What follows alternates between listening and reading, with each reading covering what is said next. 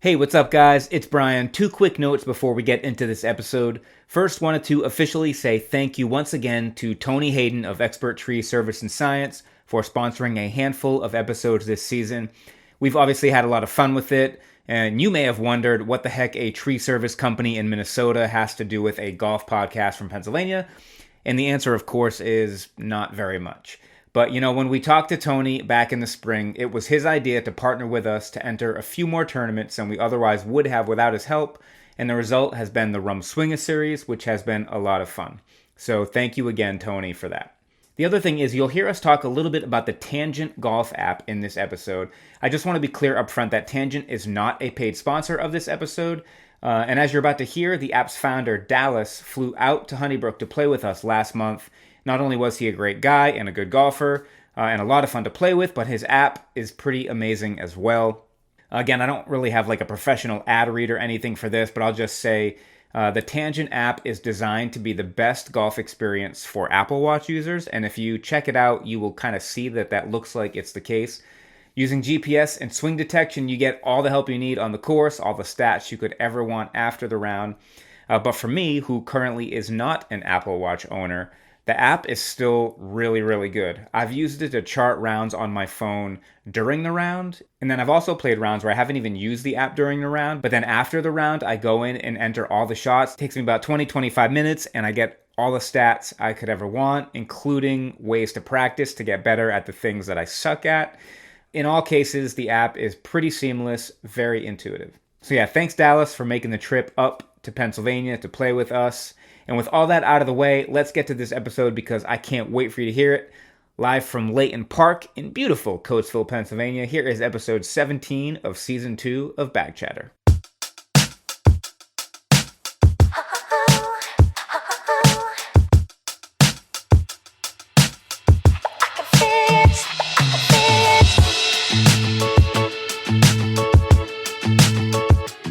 Welcome to the Bag Chatter podcast. I am your host, Bryan, joined as always by my co-host, a man wearing salmon pants. Adam, how are you today? But it matches with the salmon hat. Did you notice that? That's important. It does. It's important. I kind of chose the pants knowing I had the hat available, and that's notable. And I feel like you didn't note it, and that's kind of hurtful. Oh, I noted 100%. I mean, the shirt. Now publicly you didn't know it. So you privately noted it. Great. I was going to get there eventually. What did you buy first, the salmon Titleist hat or the salmon pants? Well, I got the Titleist hat in the Titleist store at the Titleist factory. And the pants are since, I believe. And I go with a lot of the light colors. I like a salmon pink pant. Where do pants get off as a plural? What are they doing? We're measuring by the leg? Like what's going on here? I like a salmon pant here and there. You call it a pair of pants? Again, a pair? What are we talking about? It's a pair of pant legs. A pair of pant legs. It's one pair of pants. Insane. This is like D-list open mic comedy. I don't approve. Which is on brand for us. Speaking of that Titleist store, do you ever just dream of going back into that shop? Have so much regret. I have so much regret. The stuff in that store was so cheap. This hat was, I believe, like $13. Yeah. I got some pullovers they're normally $100-something that were like $30, and I got one. And I'm like, why did I get one? I'm gonna wear it 400 times. Why didn't I get 5 of those? Yeah. And I've said to you a number of times, that's the most I've ever spent on a shopping trip. I don't shop, you know. I go to Goodwill sometimes, Bryan. Yeah. I've been known to yard sale. Yes, you have. And that store, I went and I just dropped I don't remember the number. It was close to $200. Yeah. And I'm like, it should have been $500. I would never have regretted that. If we have the chance to go to San Diego next year for a similar type of golf trip, will potential tour and access to that store be a factor for you? Not a factor in whether I want to go, but I will set aside money for a couple months in advance and buy 2 years worth of wardrobe. That is not an exaggeration whatsoever. And the store will be closed that day. And it will literally ruin the trip for you. Yeah. But I will be prepared. I won't be bitter. but I will be prepared if that opportunity strikes again. I will not go conservative and spend 175. I will walk out of there with 5 bags of Titleist gear and never regret it once in my life. It is interesting. I don't know if we've talked about this before, but like it is kind of hard to find stuff with the Titleist word mark on it. Mm-hmm. Like there's not just like a Titleist section. Like obviously they have the FootJoy imprint, they own that and stuff. But I feel like they're leaving a lot of money on the table. Yeah, but it's sort of an exclusivity thing. It's like that's what they are. They're above that. They're above that. And so, I mean, again, that's what made that store amazing is that I have 2 T-shirts from there that are just have the Titleist brand on them. Mm-hmm. And the hats, you can find Titleist hats anywhere, but I got 4 of them and 1 for Teddy. And again, I actually, every time I think of it, it's the only thing I've never had, like the opposite of buyer's remorse. Where I'm just like, I cannot believe that's all I bought there. That was actually stupid. I was being conservative, and that's on me. Yeah, I'll eat it. How's Teddy's love for golf, by the way? I know it was pretty burgeoning this summer. Strong. It's still strong. Yeah. Still wants to watch it on YouTube. Oh. Still wants to. So like, I will sometimes. So he likes Bluey. Yeah. He likes Blippi. I don't know if you're familiar with Blippi. Not familiar with Blippi. He's kind of interesting in that he goes to he talks a lot about sports, and he talks a lot about he goes to like these playgrounds and just like walks through the playground and shows the kids the playground. Teddy is obsessed with it. When I get so tired of Blippi that I just cannot, I give him like a golf ball. I get him worked up about golf, and I say, "Do you want to watch golf?" And then I turn on old Tiger Woods videos, and he will watch them with me. And it's great. So we'll watch old rounds. It'll be like the second round of the 2009 U.S. Open. And I'll just watch every shot, and he'll sit there and watch every shot with me. And it's great. It's great. We should mention we are in person, which is something we've been doing. I've got an acorn in hand. First golf podcast ever to be recorded while one of the hosts was holding an acorn. I'm very tactile. I saw the acorn here, and I actually got excited when I saw the acorn. Does that make sense? I was like, oh, look, I know I'd love to play with an acorn while we talk. Much like Adam's 23-month-old. It's the simple things in life. Tactile. Just give him an acorn, and he's happy. We're at a park recording this because it's a beautiful day. It's Layton Park. Layton Park in beautiful Coatesville, Pennsylvania. Yeah. Listen, Coatesville, not the best reputation. Yeah. Gonna admit it. There are some beautiful parts of Coatesville. Yeah. We thought we were downgrading when we moved to Coatesville. No, there's some beautiful areas here. Look at this park. Like, does this seem marked by drug use and violence? I didn't think so. No, I don't know if we're going to be assaulted before the end of this episode, but No, we're in the good parts of Coatesville. What are you talking about? Today, we are going to talk about one of my golf rounds. Oh, Bryan, no alcohol permitted. Sorry. There's no alcohol permitted, actually, here. What am I going to do with this? You're going to have to St. Ides? If you could put that down, that would be great. Sorry, continue. I've got this 40-ounce malt liquor here, and now I don't know what to do with it. Yeah, no, we're going to be talking about 2 golf rounds, one of mine, one of yours. This is going to put our acting skills to the test because we each know how the round went for the other. So Allegedly. We weren't there for either one. That's true. You could just be bluffing. Let's talk about my round first. Of course. Only because my round happened during a very fun weekend for us. Yeah. We had Bag Chatter Day at Honeybrook, and we actually had people come out to hang out and play golf with us. It's ridiculous. Why did they do that? I don't know. They might be sitting at home regretting that they did it. Yeah, are they okay? Hey, guys. I haven't heard from any of them. Yeah, exactly. We haven't heard from them since. I think they regret it. They just didn't want to tell us in person. But it was just a handful of people, and so I think we need to talk about everybody by name, and I think we need to start. Well, who do you want to start with? Hugh Jackman was there, and that was amazing. It was that guy. He sang a lot. Yeah, and you would just be shocked by how well that guy can sing. He can act. He can sing. That's what I like about him. He's got a great move on the ball. He's got a great move on the ball, and he golfs well too. And It was part of the press junket for Deadpool and Wolverine, so, you know. He was obligated. He was obligated to be there. But listen, he did it. He showed up. I'm going to start with Wade. Okay. I'm going to start with Wade because I feel like maybe in the past we forgot to mention that Wade was coming in. Well, he mentioned that pretty explicitly, so he was pretty bitter about it. Wade's a very sensitive guy. No, not at all. I appreciate Wade as much as anybody. Yeah. You know, I mean, that guy has been here from the get. And before we were this famous, Wade was there. Wade was there. And that's important. You appreciate him. It's true. Even in your wedding vows, you were like, Rachel, I appreciate you as much as Wade. She moved on our wedding day to the Wade level. Pretty exciting. It was a big deal for her. I think your wedding cake actually was from a grocery store, and in icing it was written, "Congratulations on reaching the Wade level." Yeah, she actually didn't include anything similar in her wedding vows, which is interesting. Yeah. And I don't know what that means exactly, but she didn't have a Wade equivalent, and that was the problem. We will be seeing Wade next month, probably. Yeah. At a golf event in North Carolina, so that'll be exciting. I think we'll also be seeing Tony. Yeah. Who was at Bag Chatter Day as well. I mean, everybody knows Tony at this point. Yeah, I mean, Tony of Expert Tree Surface Science. That's right. Yes, that Tony. Incredible. Yeah. Incredible. It was great to see him, see his son. Yeah, we asked him to come out with his chainsaw. Instead, he brought his 10-year-old son, Edge. My gosh. My gosh. Did he name him after the edge of a saw? Is that what? You know, I thought it was a U2 reference. But I didn't think of it till now. Yeah.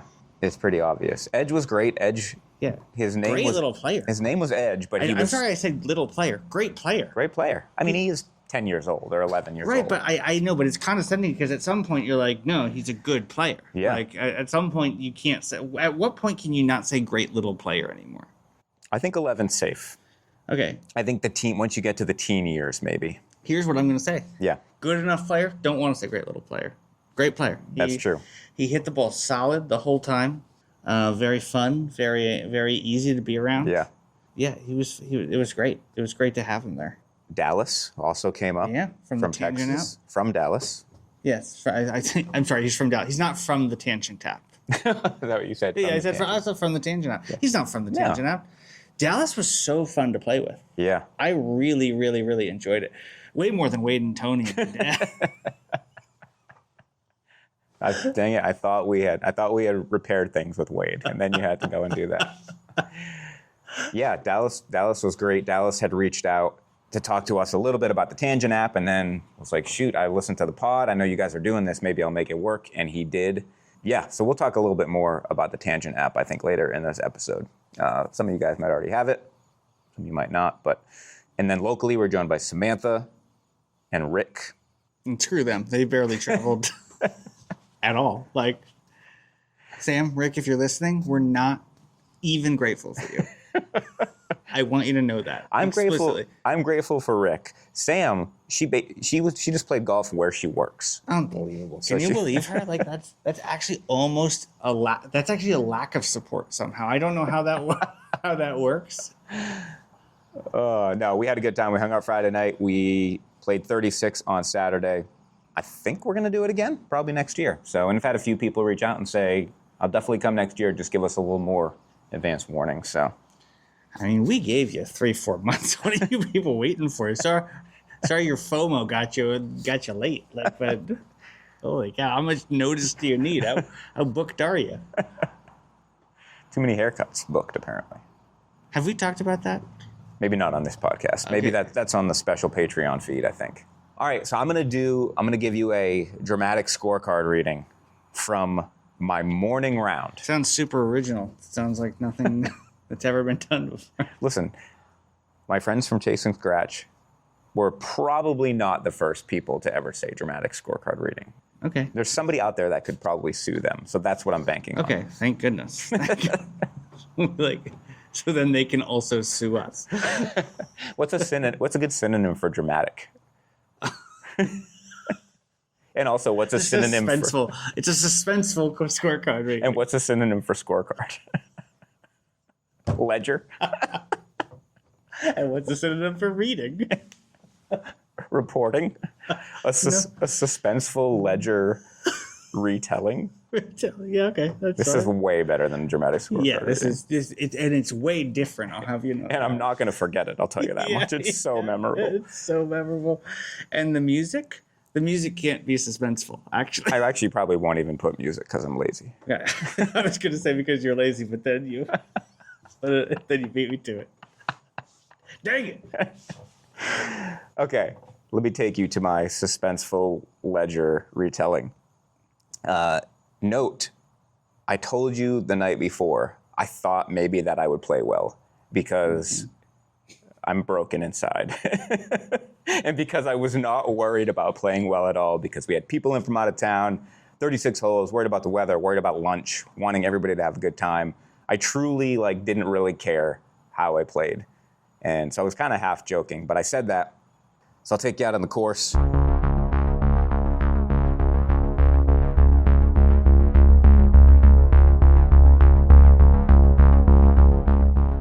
We're at Honeybrook. We're playing from the whites. We've got a few double-digit handicaps with us, so doing the friendly tee choice. You're one of them, so it's very much not true.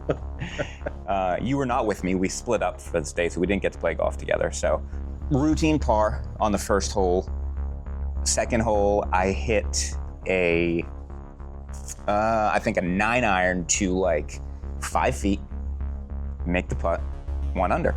Okay. Also should know, Wade made birdie on hole number 1. Oh. And he considered leaving and just being 1 under for his career for Honeybrook. Well, that's why I appreciate Wade so much. I think it's that kind of thought that just it makes me appreciate him. That's Wade being Wade. Do you hear me, Wade? Do you hear me and how much I appreciate you? Go to hole 3. I hit the green and 2 putt for par. Actually, my second putt was it was a back left pin location and a little slippery 6-footer. My first putt didn't quite get there, but I hit the par putt to stay 1 under. Hole 4 is the par 5. Again, I'm on in 3. Actually have a somewhat makeable birdie putt and miss it, but tap in for par.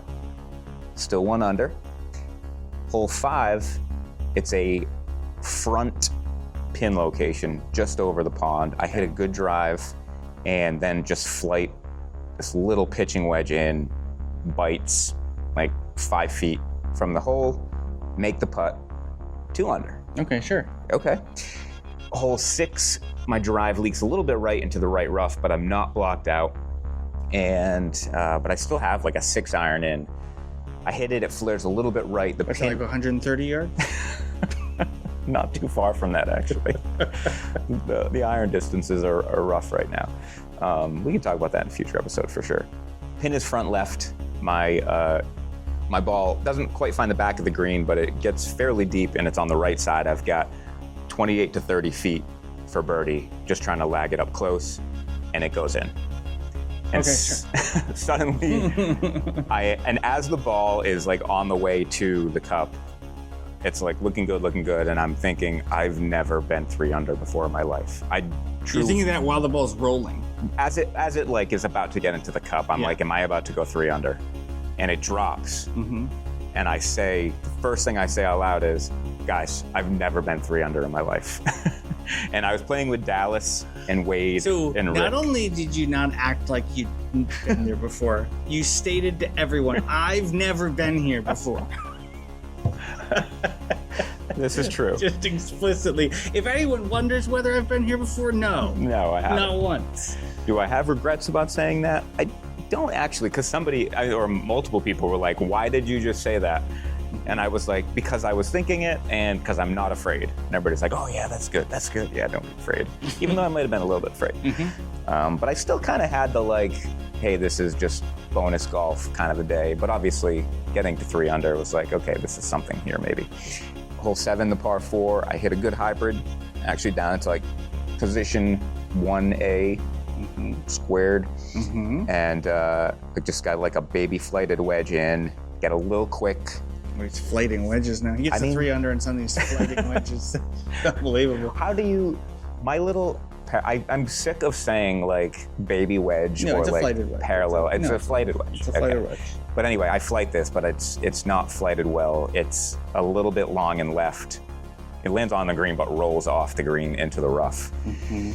I hit an okay pitch shot up to like 12 feet maybe. Makeable birdie putt, but I miss it. Tap in par. So just like that, no longer at 3 under. Or sorry, tap in bogey. Drop a stroke. Couldn't handle the pressure cooker of being 3 under. Well, you'd never been there. Exactly. And then I said out loud, will I ever get to 3 under again? No, I didn't say that. Did you say that out loud? I didn't. Okay. That's so embarrassing. 8 and 9, I hit the green and make routine pars. Yep. And so I turn at 2 under. 33. Which I believe is the only time. I think I've been 1 under on each of the Honeybrook 9s. I don't think I've ever turned at 2 under. So that was great. We get to the 10th hole, par 3. Pin is front middle. I hit it like on the right side, just over that kind of hump. So I have sort of a tricky like 30, 35 foot putt. And I hit a good one, but I leave it like 4 feet short and it's downhill. It's a little tricky. I look at it from like both sides. I'm not sure. I think it's gonna move a little right, then I think it's gonna move a little left. I'm like, well, it really probably shouldn't start it outside the hole. Now I'm overthinking it. No. But I end up thinking it's inside left and it's a good read and I hit a good putt and it breaks just a little bit, drops in the center of the cup. So. But that felt, even the description was deliberate. You know what You know what I'm saying? So you made the 4 foot. I made the 4 foot. Got it. Sorry, Okay. I'm trying to milk this. Holy cow. I'm trying to milk this just in case it goes awry. Hole 11, good drive, good approach to like 15 feet. I actually have a decent look at birdie. The pin was like back right. And I knew it was gonna move a little left and hit it a little bit too high, but tap in par. Okay, good. Stay 2 under. Love them. Get to 12. Flare my drive out to the right, basically into 18 fairway. So kind of get away with one there. Decide to hit a 7-iron back into my own fairway versus trying to blast a hybrid down with the green out of view. And I hit a good 7-iron to about 85 yards, middle of the fairway. Sure. And that is like my flighted sand wedge. Or it was like 80 yards maybe, flighted sand wedge. And I clipped it perfectly. And it bites 4 feet from the cup. Okay, good. I love this. I love this. That's great. And I hit the putt. Sure. Okay. Sorry, I got to take a sip of my St. Ides here. And no alcohol permitted. There's a sign right there. So now I am back to 3 under. Should we record the rest of this from the slide? No. Whee! Back to 3 under. Now I'm thinking like something is happening here. Right. And now I'm actually doing the math. I'm like 13, 14, 15, 16. I got 6 holes left and I'm 3 under. Right. Like, I'm still mostly positive, but in a good way, I'm thinking like, man, it's gonna be hard to gag this thing away. Amazing. I think that's a good Amazing. thing. I will tell you, playing behind you, this is when things slowed down a little bit. Now you know why. Things came to a crawl, and I don't know if it was related or not, but that's when it happened. Well, I step up to 13T, par 3, creek on the left, and I set up to hit my fade as I do with all my iron shots. Oh, here comes some youths. Not youths. Look at the kid on the scooter. He looks like he could take both of us at the same time. The kid who can take both of us is chickening out of going down the hill, and he's scared. He is scared. There's 2 random guys talking to each other. Podcasting in a pavilion. In a pavilion. One guy's drinking a St. Ides, the other guy has salmon pants on. And we've scared them off. So anyway, 13T, set up for a fade. The old double cross. No. Yes. No, why? Why did you do that? Have you ever hit a double cross before? Not once. Yeah. Started left and kept going left into the creek. Knew it was dead as soon as it went off the club face. Knew it crossed over up by the green. Got up there, saw my ball just taunting me from the middle of the creek. You should have hit it. I could have tried. I could have tried. Thankfully, I didn't. No, I took a drop, hit a mediocre chip up to maybe 15 feet and could not hit the putt. That's a double bogey if you're counting at home, and from -3 to -1. Oh boy. Yeah. Oh, that's tough. We stop at the Amish corner sign, get a picture, step up to Amish corner, and I hit a good drive. Okay. Hit a good drive. It's not at the green, it's left of the green. It's over the left side of the bunker. Catches a little bit of the cart path as it's dying and just rolls into the rough just beyond the cart path. I can picture perfectly. Yeah, you can. I hope the listeners can too. Leads me like a 40-yard chip shot or pitch shot onto the green. But the rough is already a little bit thick over there, and this has found like the thickest spot to the point where I'm looking at it, I was like, ooh, this is like really juicy. And I'm thinking, okay, and because I am where I'm at, I'm under par, I probably overthinking a little bit. I'm like, do I need to just give this a little extra speed to get through it? Do I actually need to get like a little steeper because it's so juicy? Please stop referring to it as juicy. It's weird. There's so many other adjectives. Thick with 2 C's? 2 C's. 2 C thick. So I decide that I'm going to do a little bit of both. I'm going to get a little bit extra steep, and I'm going to make sure I accelerate through it to account for the rough. Okay. And the ball goes directly off the hosel. Okay, perfect. Shoots 45 degrees right. No. Back into the fairway, though. Oh, come on. It's a layup. Yeah. It's a layup. So Is this what you're referring to? It was further from the hole, almost further from the hole for my third shot than I was for my second. I guess that could have been a lot worse. But yeah, hosel shank pitch shot back into the fairway. So now I'm at the bottom of the apron there. I bump and run a 9-iron. Actually hit a pretty good one to maybe like 10 feet for par. But I cannot hit the par putt.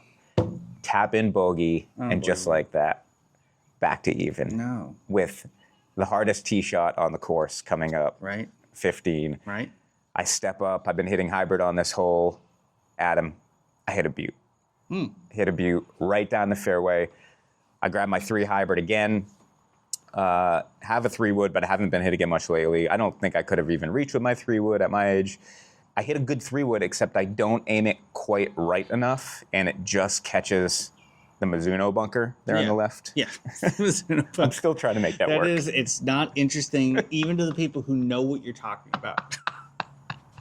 So nobody knows what you're talking about? I do. Not very interesting.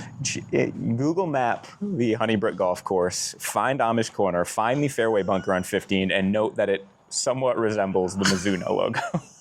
I mean, listen, it's not a wonder that this podcast isn't growing at the rate we hoped. That's all I'm saying. Oh my gosh. So I'm in the Mizuno bunker. I have 100 yards in. All I'm thinking is Adam's wise words of when you're in a fairway bunker, just hit it perfectly. That's all I do in a fairway It's true. bunker. It is true. So I decide I'm going to hit my flighted pitching wedge, which I hit 100 yards normally off a regular lie. So I'm like, off the sand, like I got to pick it clean. I'm not going to get good compression. Maybe I need to give it a little bit extra. I can see you shaking your head. No. So none of this logic works for me. Good news, I do pick it clean. Bad news, I do give it extra. I pull it toward the left bunkers, but it's got so much extra that it goes over the left bunkers, lands on the grassy hill, rolls all the way down to the bottom of the grassy hill in the direction of 16T. Now I have this really difficult up and down. I've got to hit it a blind shot, basically, up a hill, 30 yards to carry the bunkers. The pin is about 40 yards, and the green is running away from me. Right. When I say this was my best shot of the day, it's kind of not even close. Right. I grab my 54 and hit just perfect pitch shot. I kind of race up the hill. It's already landed, but it's rolling. It rolls out to like 7 feet. Everybody's like, wow, great shot, great job. Everyone was like, Everyone. People from other holes were saying that, which felt good, but I still had a 7-footer to make to stay it even.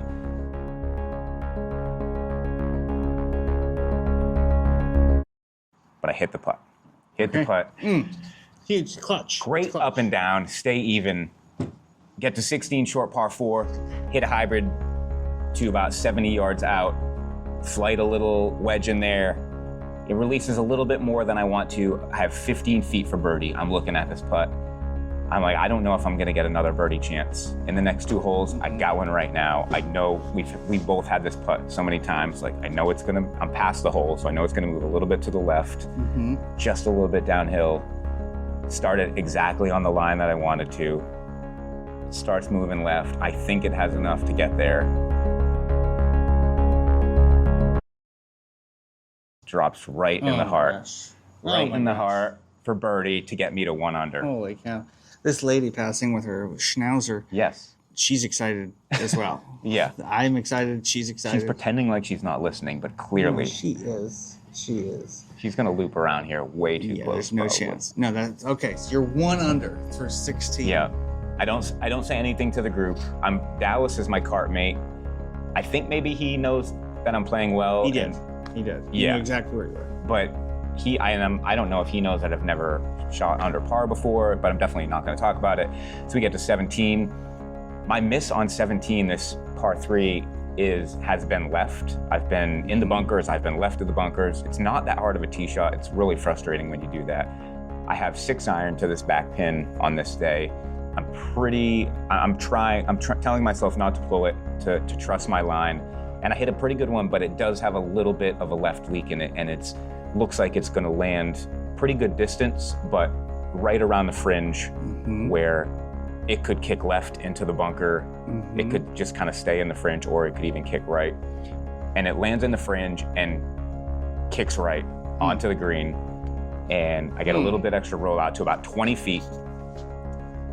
So then I step up to this birdie putt thinking, if I can hit this birdie putt and get to 2 under, this is like a massive cushion. Then you get your into auto birdie on 18 and finish 3 under. And finish 3 under. That would be amazing.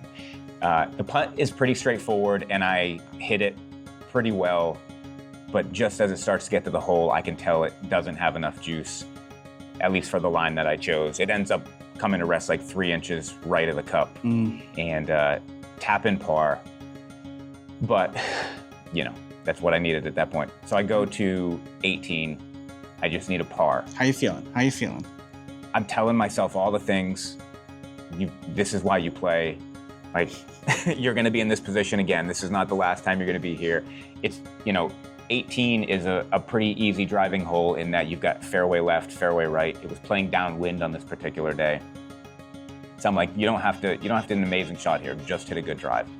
Whether or not I hit a good drive is up for debate, but it was definitely not one of my better ones of the day. It leaked a little bit right. I didn't catch it off the center of the club face, but it was good enough. Okay. And I knew it as soon as I hit it, like, okay, this is gonna be fine. I may have got some cart path roll or a little bit more roll than I thought. I ended up 111 from the pin in the right rough. That's reasonable. Yeah. Now at this point, I'm thinking, I am getting a little nervous now. And I'm also right between 2 clubs. And if you would have been with me, I actually probably would have asked you this. So I have my flighted pitch away goes 100, my flighted 9 iron goes like 115.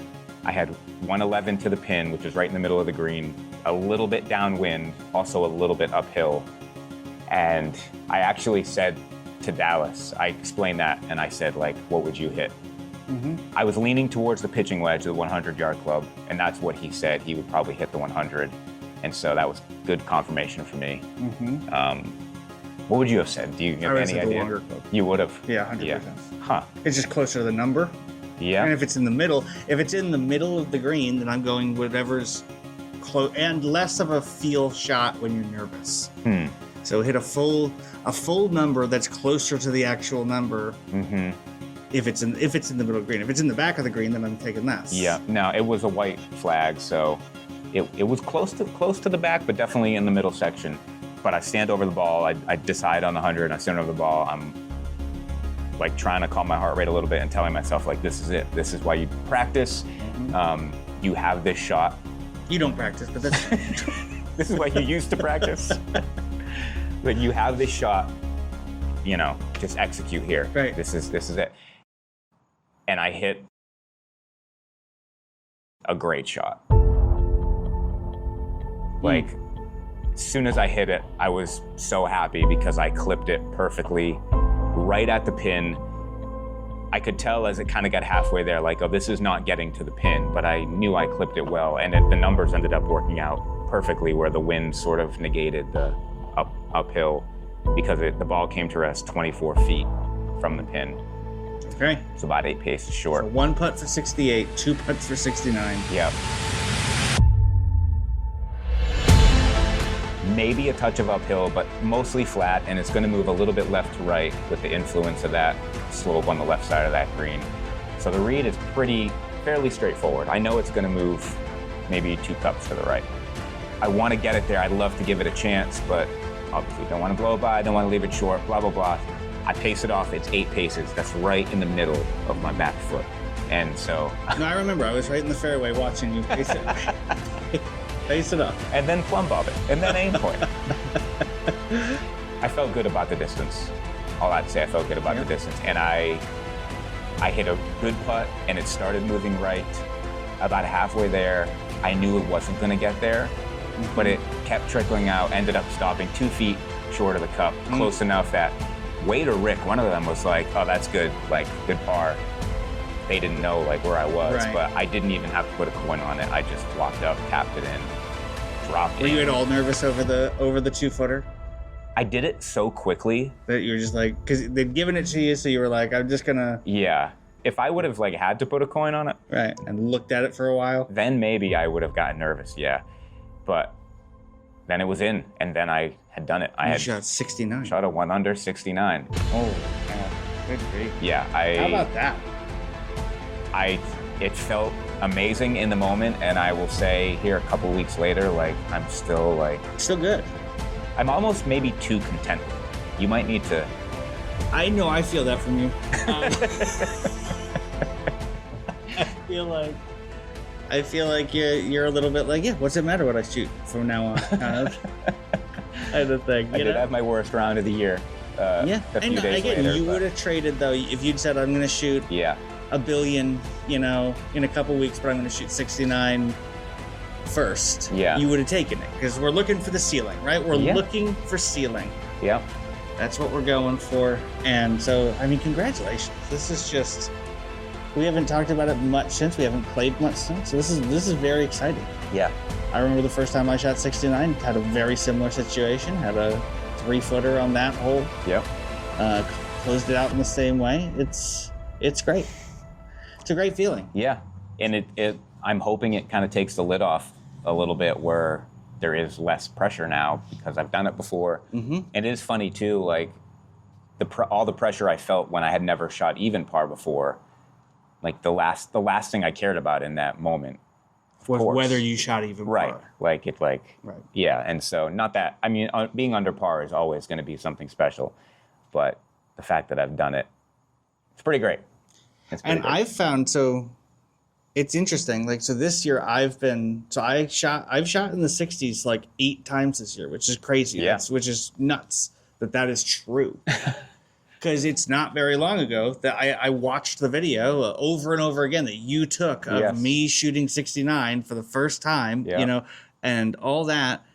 And that just keeps happening. What you're describing where it's like, so I've wanted a 66 really badly. Yeah. And because I've said it that it's in my body. Yeah. And I was 3 under on the last hole when I shot 67, really wanted a birdie.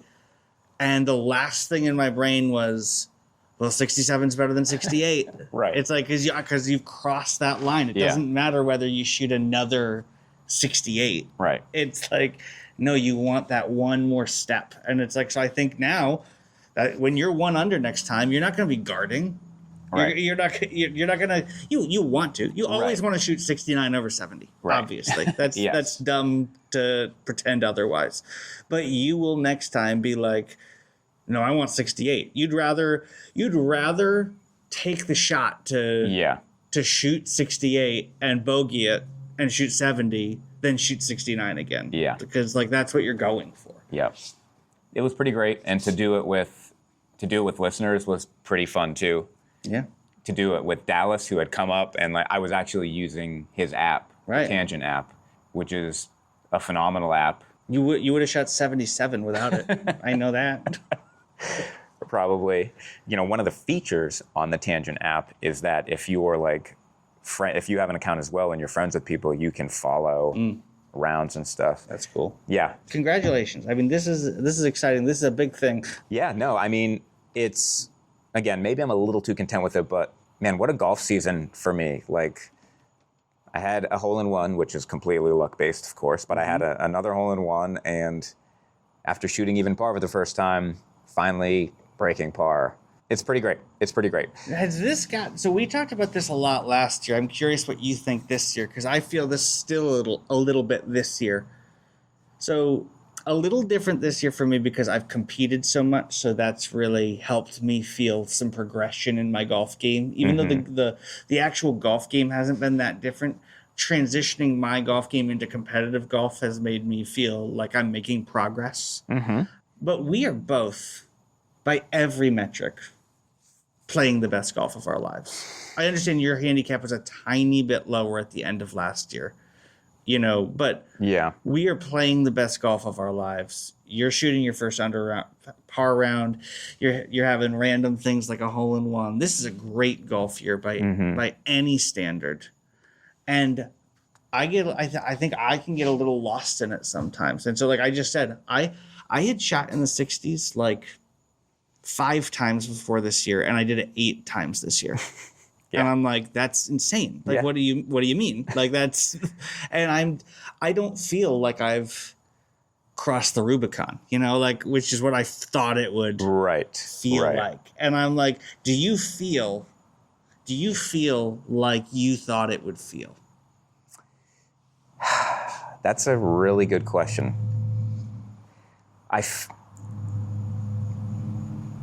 No. Because, partially because when I shot the 69, I was like, I actually had another 18 to play that day. Right. And I was like, I don't care if I shoot a million this afternoon. And actually turned at 1 over and then blew up a little bit on the back and shot, or not really, maybe 3 over on the back, shot 74. But there was a little bit of disappointment in the 74 even. So I'm like, okay, and then I went out 5 days later at media and just made every mistake you could make and lipped out a bunch of putts and tried to punch out twice in a row and hit trees and came back to me. Just a comedy of errors, shot 90 at media. And I was able to be like, well, you know what? I shot 69, so it doesn't hurt that bad. But at the same time, I'm like, freaking golf. Complacency. It's not golf, it's complacency. I was not happy with it. But when I zoom out, I'm like, yes, this was a good golf season. I definitely achieved a milestone, and that feels great. But then I can very easily get lost in the middle of a round where I suddenly feel like, oh no, I haven't made any progress. I'm still making the same mistakes and stuff like this. But I think you're right. Overall, my game is better than it's ever been. I feel like each year I'm adding shots that in the past were like 50-50 propositions that I could pull it off, or and now it's like I'm able to pull off those shots with consistency. And so when you can do things like that with more consistency, it's going to give you the occasional thing where the putts do fall and everything's working, and then you can have those low rounds. So I think that's what's weird for me maybe is that I know that I have added shots and I've certainly added consistency, but what I don't feel is the actual evolution of my game. I've just been playing enough and getting better through repetition. I'm doing the exact same thing I've always done, and the results are better this year. And there's something weird to that where it's like, it's almost the flip side of the enjoy the process thing, where I'm like, I'm just sort of enjoying the process and the results are better. And it feels almost arbitrary that the results are better. You know what I'm saying? Because I'm not like, oh, I'm doing this and this and this differently. Right. It's like, no, I'm doing the exact same thing. And some of those rounds came together. And it's like, it's a weird thing. But on the one hand, I want to say, well, for you, it's like the accumulation of just continuing to get reps, continuing to put in the work. But on the other hand, I do think there are some things you could point at with your game, with like a couple of lessons with nickel or half lessons where he's cleaned up just these little things that maybe in the past would have tripped you up for a month, but get you right back on course. Little things like that, adding the 2 iron. was huge for some of your rounds for scoring and stuff like that. Absolutely. So. Yeah, no, I agree. No, when I think through it that way, you're right. You're not wrong. It just always feels a little different than you think it's going to feel. Yeah. Are you worried that, like, no matter how good you get, you're always going to feel the way you feel right now? I'm not worried, but I've accepted it. Gotcha. You know, so like I think that is what it is. It's always going to be a chase. It's always going to be a chase to something. But if you get to a plus handicap, I feel like that's a milestone that may feel different, or maybe it won't. I think no, it will, and I'm at 0.4 right now, so I'm right there. I feel good. I know. I mean, this year I have accomplished goals that were stated goals of mine in the past. Yeah. So in fact, last year I did. So my goal has been. There was a time when I had a blog that was explicitly the goal was to play in a U.S. Open qualifier, not to get through it. Right. And I've now done that 2 years in a row. I've played in 4 USGA qualifiers over the last 2 years. Didn't go crazy in any of them, but played respectably. Didn't get a letter. I'm more than welcome to enter them continually. And it's like, oh, that is such a goal achieved, where it's like it doesn't, because it's not a trophy, it doesn't feel like a goal achieved. But no, there was a point at which I was saying, no, to play in the U.S. Open qualifier is my goal as an amateur golfer. Yeah. I have accomplished it. My handicap is now a stroke and a half better than I need it to be for that. And it's sort of funny. I've just sort of passed over it without ever like appreciating that moment of like, hey, you did it. Like that was what you were trying to do. Heck yeah.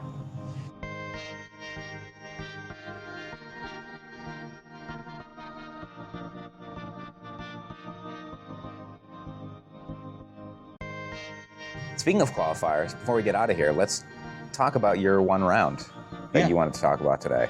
It was a qualifier for something, right? It was not a qualifier. It was actually it's the bonus.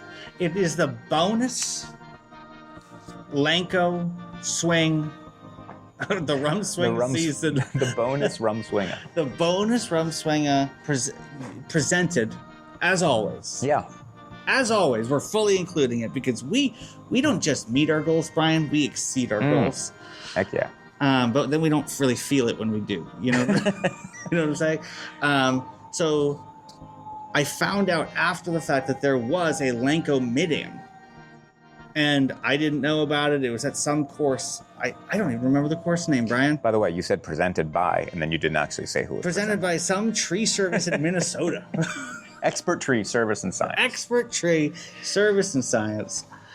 So I just knew there's no chance I'm getting out to this course. It's a nice, what was the course? It was out at Lebanon Country Club in Lebanon, Pennsylvania. Is that where did you play a gap match there? No, I didn't. That was a different. Out that direction. That direction. But Lebanon Country Club, I've never seen the course. I looked at one flyover the morning of and was just like, you know what? Let's just go play golf. Love that. It's fine. Get out there, make a very routine par on the first hole, barely missed the birdie putt. Just hit a great drive, crispy wedge. But don't quite get there. Hole 2, reachable par 5. I hit a good drive again. Second shot, really blind shot. I thought I hit it perfect. It was like 15 yards short. I could have hit it different. I hit it perfect. But chip it up to 6 feet, knock in the 6-footer. We're 1 under par. Let's go. Yeah, that's good, right? Par 3, short par 3, like 130 yards, but this very severe green. And you couldn't tell how severe it was from the tee. So maybe this is why you don't just go out blind on the golf courses. I hit one right into the middle of the green. It immediately funnels off the back, like to the fringe. Oh. And it's like, oh, wow. Like I couldn't believe it. And then, so it was the fringe. So I'm putting from the fringe, 3-putt from the fringe for bogey. We're back to even. Hit a drive that I thought was good on 4. Again, this is why you don't go to courses. And it is in these trees, and it's on like a bare lie. I'm like, here we go. You know, this. But there's a little window between these bushes. I can see the green, and I'm like, you know, if I hit this clean, there's nothing I hit it. It lands on this slope behind the pin, rolls back to like 5 feet. Knock it in for birdie. We're back to 1 under. Okay. How about that? Par the 5th. On 6, I hit one. One guy had played there one time. He's giving me this description. He's like, oh, you're long. You can definitely get over these cross bunkers. Okay. You can definitely get over them. He's like, I can get over them. If I can get over them, you can get over them. So I hit my shot right on the line I want. It's dead in a cross bunker. Just a foot behind the lip. I've got 1 foot in the sand. I'm like trying to see if I can even get this out. So I take a wedge and I get it out, but it flares 40 yards right, high and right and long, and way back 30 yards over the green. Oh, my word. Try to chip it back through the trees. It hits a tree, knocks straight down. I chip from there, knock it up there, did not makeable, miss that putt, knock it in, double bogey. So suddenly I'm 1 over par. I'm going to pause you there for 1 second. Yeah. We need to come up with some name for the phenomena that is when you have the tour guide with you telling you how to play the hole and it's completely bad wrong. information. Completely bad information. I feel like that happens way too often. I flew at like 295. I think it was. I crushed it right in the bunker. Annoying. There was no chance I was getting over that bunker ever. The rules of golf need to provide some kind of a mulligan for that situation. So I feel like this is a pretty bad break overall. Not only was I in that bunker, I was right up against the lip of a bunker, trying to get it up. And it's just like, I mean, that's rough. To go from 1 under to 1 over on that, I'm not happy. You crossed the zero, as they say in betting parlance. That's right. Go to 7, reachable par 5. Hit a great drive, knock a 5-iron into the middle of the green.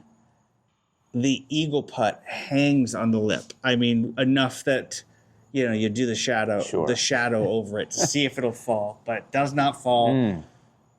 Tap in birdie, back to even. Okay. Make an amazing par on 8. Felt like a bogey the whole way, then made like a 20-footer. Then hole 9 is this very pretty par 3, like 185 yards. Yep, 185 on the card. Knocked it to 4 feet, knocked in the birdie. Ooh. We turn it 1 under. Ooh, okay. Reachable par 5, 10th. I hit a mediocre drive, was kind of blocked out by a tree, got it up near the green, chipped on, had 9-10 feet for birdie, missed the birdie putt. So now we're going to what my playing partners call the stupidest hole in Pennsylvania. Okay? So I'm walking off. There's a little bit of a drive. I'm not driving. And this guy's describing the 11th hole to me, which he describes as the stupidest hole. As you approach it. As we approach it. So it's OB left, road. Right is, a little bit of trees and then thick trees. You'll never find your ball in there. So it's a lot, and there's not stakes. So it's essentially OB as well. Gotcha. So he's like, you just have to hit a perfect drive here. You can't take less than driver. It's a 488 yard par 4. So it's just impossible, right? At this point, I know this is shocking to you, haven't been looking at the live leaderboard at this point. That is really shocking. So I don't know if I believe it, to be honest. I had glanced a couple times early. Okay. And then in the middle, I think, and maybe when I was 1 under through 5, I glanced to see where I was at, and there were a couple people at like 3 under. So a couple people had jetted out, and I'm like, okay, so and then I go to 1 over, but then so I made 4 birdies on the front, and so I'm like, okay, but I was only 1 under, and I'm like, I had seen people at 3 under, and there were like 2 people at 3 under and 1 at 2 and all this stuff, right? So I'm just sort of like, all right, let's not think about it. Let's play golf kind of thing. I come off 10 at 1 under, and I glance at the leaderboard, and I'm tied for the lead. It's me and one guy, and we've got a 2-stroke lead over second place at that point, I believe. Is he in a similar spot on the course? He's a little ahead of me. Okay. He's like on 15. Okay. And I'm on 11. And so now I'm standing over like the toughest tee shot I've ever seen. Yeah. Tied for the lead in this tournament. And I don't know. I sent the link to my family. I sent the link to you. And so to you, I think I just sent eyeball emojis. To my family, I was like, hey, I literally said, this is probably a bad idea because I'm playing well. Yeah. But I'm on the back 9 tied for the lead in this tournament. That we need to come back. We need to come back to you doing that. I find that fascinating. Well, or maybe we can talk about it now. I'll tell you right now. If I win this tournament, them watching that and saying it, that's the dream. Yeah. It's the second best thing to them being there. You know?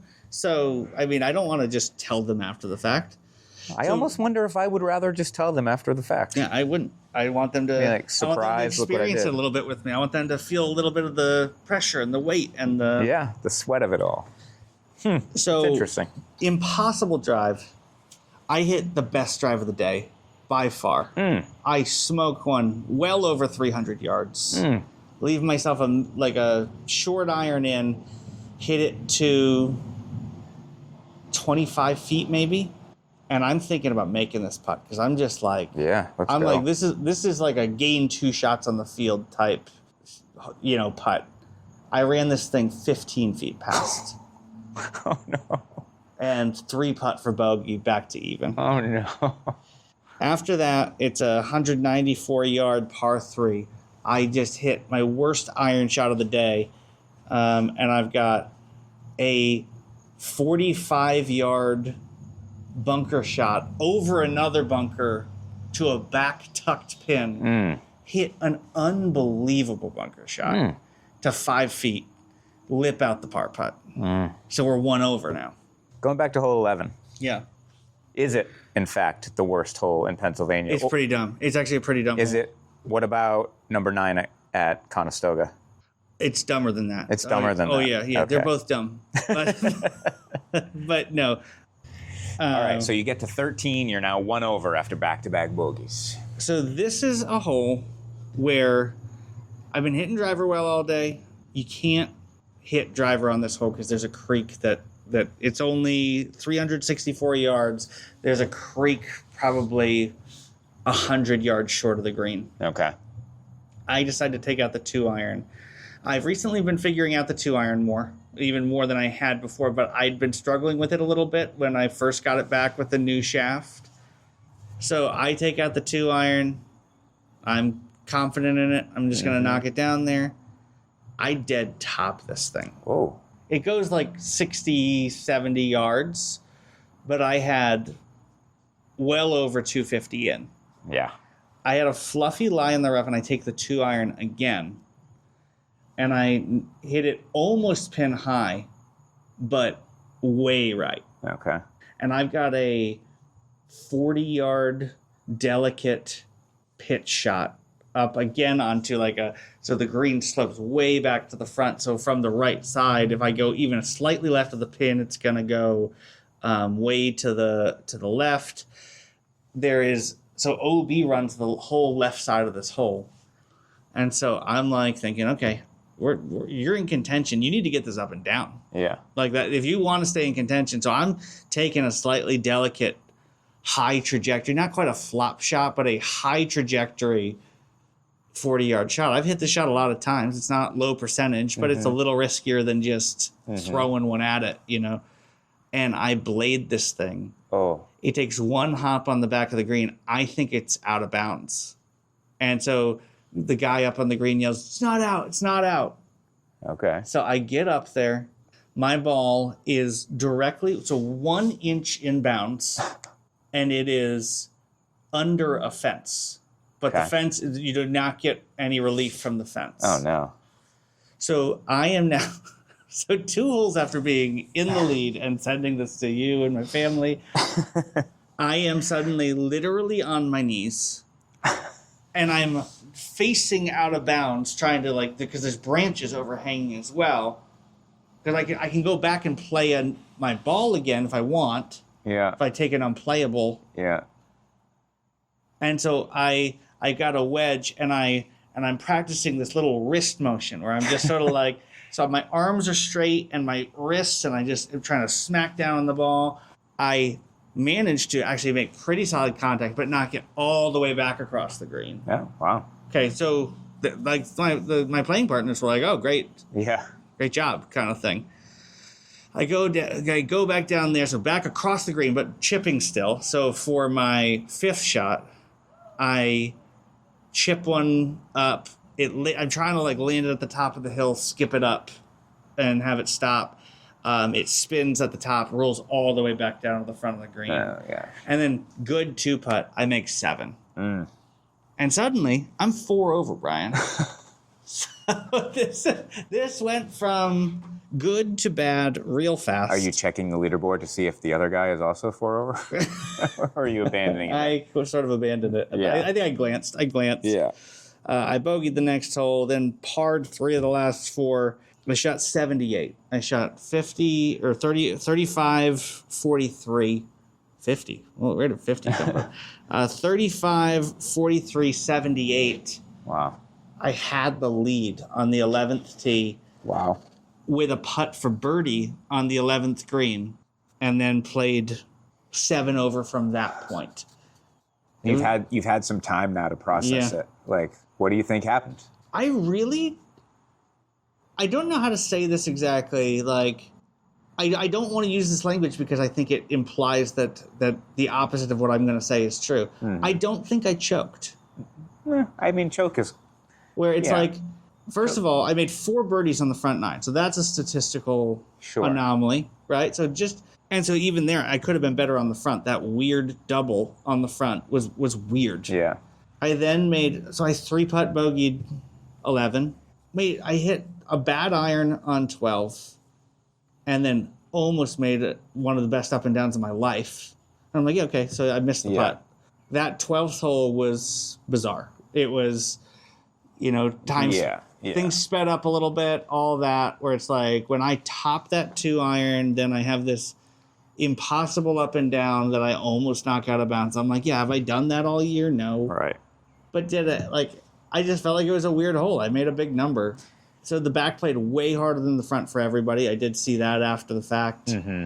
But overall, with time, I have been like, that was a good experience. Mm-hmm. The fact that I got to... So I've been playing all these tournaments. I got to a spot where I realized, I know there's a chance I'm holding the trophy at the end of this thing.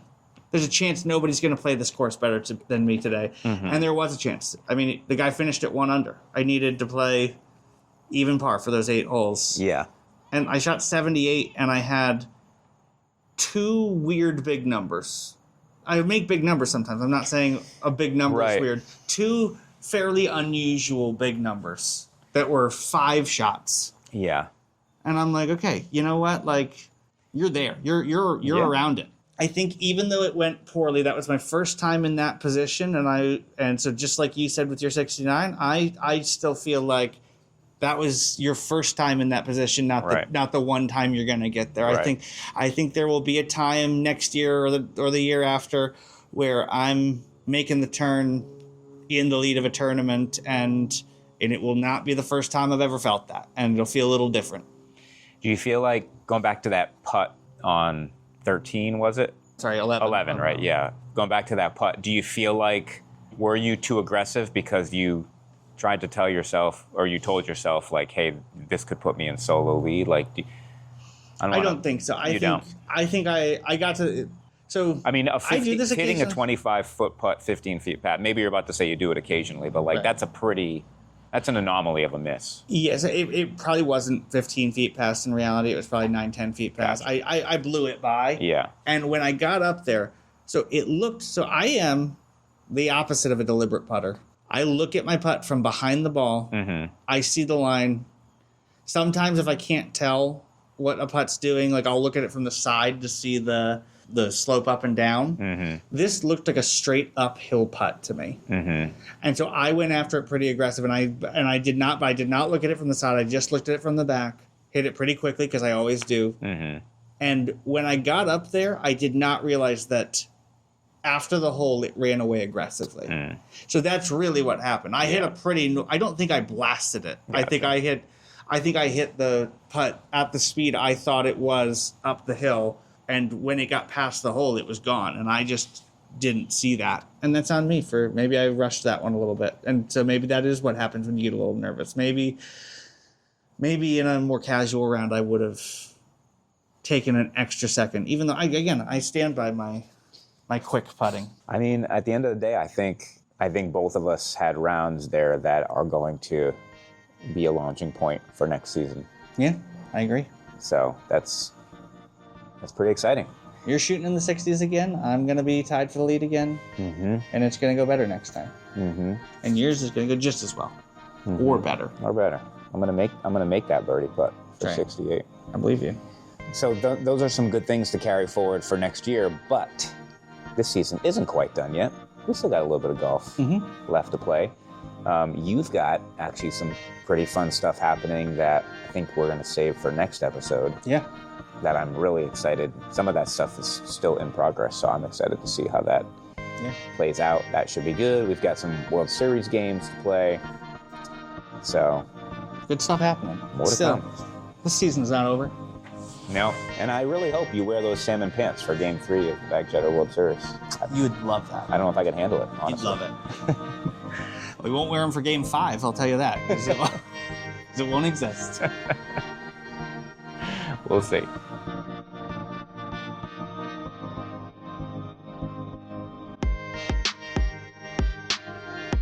Thanks so much for checking out the Bag Chatter podcast. Hope you enjoyed the episode, and you already know how to subscribe to podcasts, so I'm not going to waste your time. You can find us on all the socials at Bag Chatter Golf or Bryan Lane Golf, and you can check out everything we have going on at bagchattergolf.com. If you want more content from me and Adam, check out the Bag Chatter Deli. That is our Patreon, where we only serve the choicest portions of 4-ball ham and the leanest cuts of bone meat. For $5 a month, you get to support the pod, and you get a weekly episode of our Friday supporter-only podcast, Cold Cuts, Hot Takes. You can find that at patreon.com/bagchattergolf. You guys are the best. Thanks so much for listening.